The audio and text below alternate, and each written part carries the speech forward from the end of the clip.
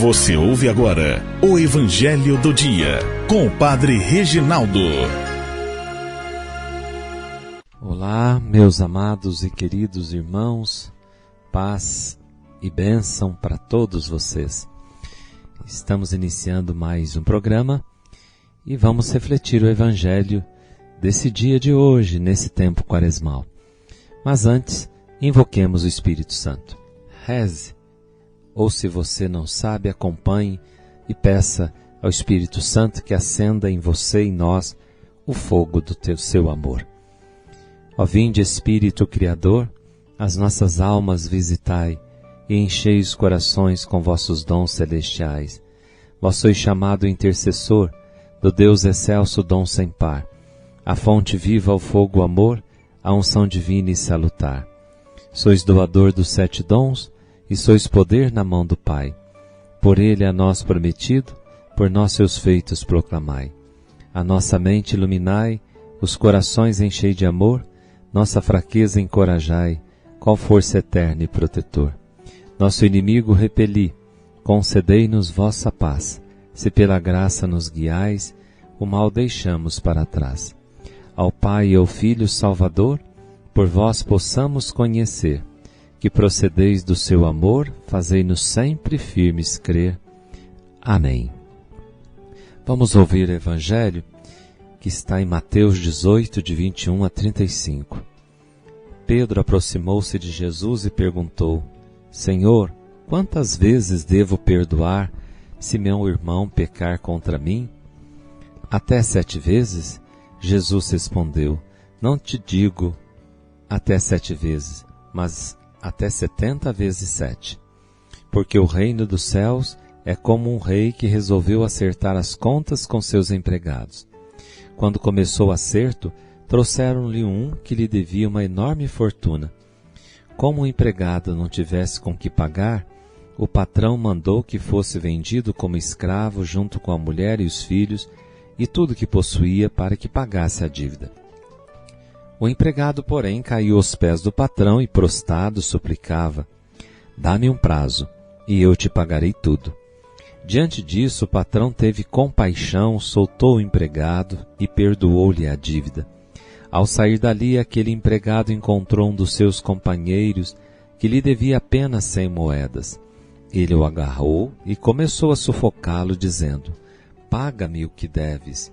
O companheiro, caindo aos seus pés, suplicava: Dá-me um prazo e eu te pagarei. Mas o empregado não quis saber disso, saiu e mandou jogá-lo na prisão até que pagasse o que devia. Vendo o que havia acontecido, os outros empregados ficaram muito tristes. Procuraram o patrão e lhe contaram tudo. Então o patrão mandou chamá-lo e lhe disse: Empregado perverso, eu te perdoei toda a tua dívida, porque tu me suplicastes. Não devias tu também ter compaixão do teu companheiro, como eu tive compaixão de ti? O patrão indignou-se e mandou entregar aquele empregado aos torturadores até que pagasse toda a sua dívida. É assim que meu Pai que está nos céus fará convosco, se cada um não perdoar de coração ao seu irmão. Palavra da salvação. Glória a vós, Senhor. Meus irmãos, perdoar sempre. Esta é a proposta do Evangelho para nós. Aliás, não é só uma proposta, deve ser o nosso compromisso. O compromisso de quem experimentou o perdão de Deus. Deus perdoa. Não há pecado que o Senhor não perdoa, a não ser aquele que o próprio Evangelho diz que é o pecado contra o Espírito Santo, que é uma atitude de incredulidade tão grande, de fechamento, de um egoísmo tão grande, onde a pessoa se fecha de tal maneira e não quer crer e não quer aceitar o perdão de Deus. Mas, seja qual for a situação ou o pecado que você estiver, Deus perdoa. Basta o arrependimento e, se possível, a confissão. Como nós somos católicos, cristãos católicos, nós devemos acorrer ao sacramento da penitência, para que ali, confessando os nossos pecados, recebamos o perdão sacramental, o sacramento do perdão que nos é oferecido ali na confissão.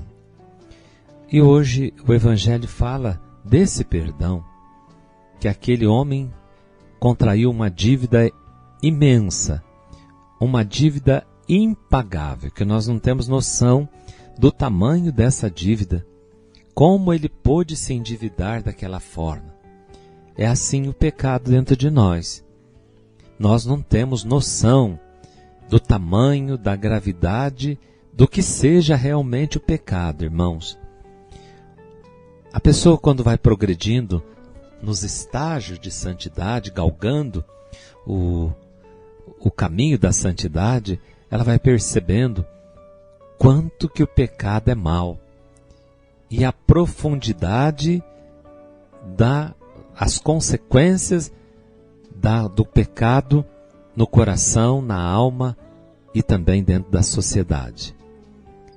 É algo que nós não temos talvez noção, porque não temos conhecimento profundo do amor de Deus e do que o pecado causa em nós.